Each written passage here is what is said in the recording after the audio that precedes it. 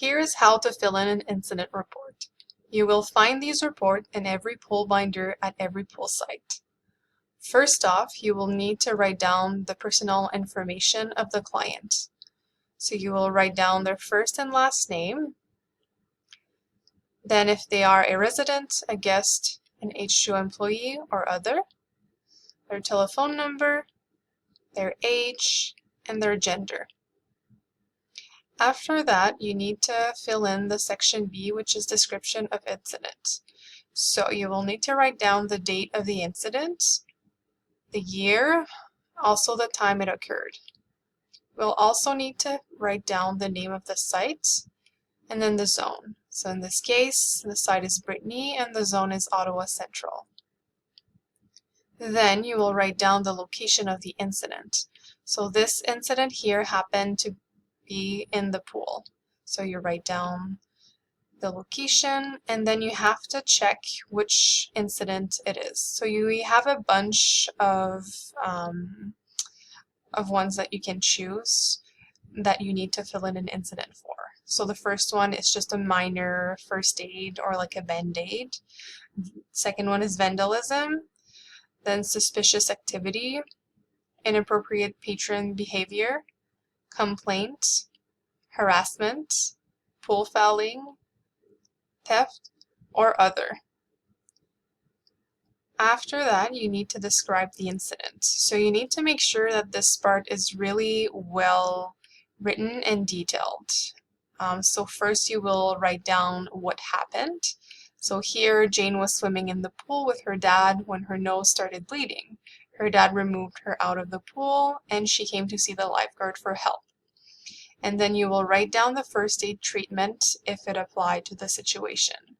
So here we sat down the victim in a comfortable position, applied a cold towel behind her neck, asked her to pinch her nose, and I used a gauze to stop the bleeding. She stayed in that position for 10 minutes. Then I made sure she was okay and the bleeding had stopped before she returned in the pool.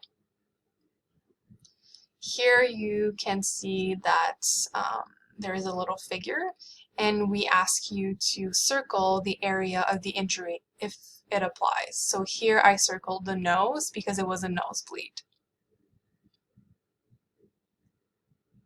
Next, section C is the employee information. So very important that you write down your name, so first and last name, and then your job title. So either lifeguard, recreation attendant, head lifeguard, etc. Then your telephone number, your signature, and the date. Section D, it applies if there was any witness. So here in this case, the dad was with her daughter, so John Doe and his telephone number, and then he describes the incident. So that part you make the witness fill it because it's how he persuaded the incident. So here he wrote down, I was swimming with Jane when her nose started bleeding. It can be as simple as that. Then here we didn't have a second witness, so you can pass that section. After that, section E. So very important that you advise your supervisor after every incident. If it's a major one, you have to advise them like right away. But if it's a minor one, you can advise them after the incident or after you fill in the report. So you have to make sure that you write down the name of your supervisor. So here, and then you write down how you contacted your supervisor. So via text, via telephone, or other ways, maybe they were there in person, etc. And what time you contacted them. If you have not contacted them, you need to check this out, but please do contact your supervisors when you fill those forms so they can go and pick them up.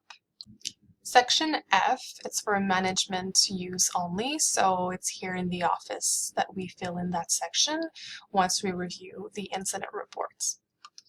So this is how you fill in an incident report. If you have any question regarding how to fill it or any other question, please don't hesitate to ask your supervisor.